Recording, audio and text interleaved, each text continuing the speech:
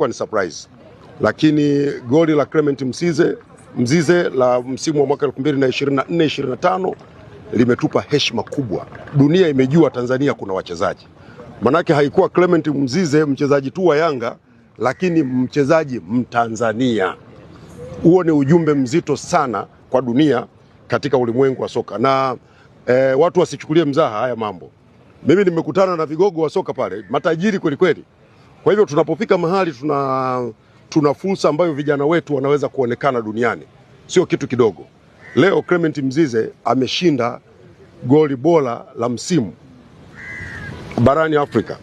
Hebu fikiria vijana wangapi watavutiwa kucheza mpira? Vijana wangapi watapenda wafikie kiwango chake? Vijana wangapi wataanza kutengeneza ndoto ya kufikia kiwango cha Clement Mzize na zaidi?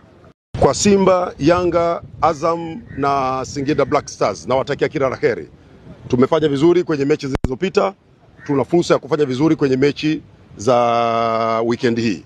Kwa mimi nawatakia kila la heri, waende wakashinde, waendelee kutuheshimisha. Ahadi yetu ni ile ile. Safari hii tunataka fainali ya kombe la shirikisho tucheze ikiwezekana wenyewe kwa wenyewe.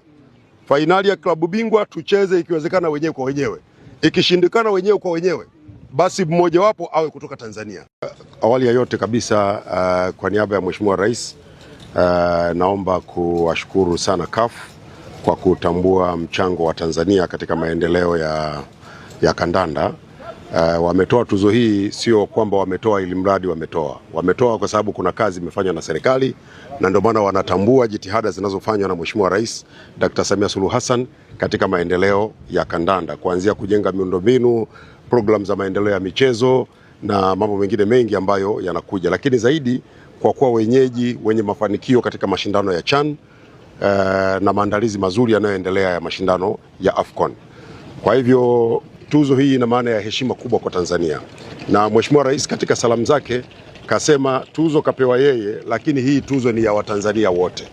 Kwa hiyo Watanzania wote kwa niaba ya Mheshimiwa Rais nawapongeza sana kwa kupata mafanikio makubwa kwenye michezo yanayotokana na namna ambavyo mnashirikiana na serikali katika kuhakikisha michezo inakuwa inasonga mbele na sasa tunaanza kutambulika kimataifa. Lakini pamoja na haya yote, tuzo hii kwa Rais wa Shirikisho la Kandanda barani Afrika CAF Patrice Motsepe na Rais wa Shirikisho la Kandanda duniani FIFA Gianni Infantino kutoa kwa Mheshimiwa Dr. Samia Suluhu Hassan ni imani kubwa walionayo kwake. Na hata wakati napokea, Infantino ananiambia peleka salamu kwa Mheshimiwa Rais, mwambie tunamuunga mkono, tunashukuru sana kwa namna ambavyo anaunga mkono michezo. Na Patrice Motsepe wenyewe wote mmemsikia alivyosema. Kwa hivyo tuzo ina maana kubwa sana kwamba mchango wa Mheshimiwa Rais na serikali anayoiongoza unatambuliwa na sasa nchi yetu inatajwa kimataifa.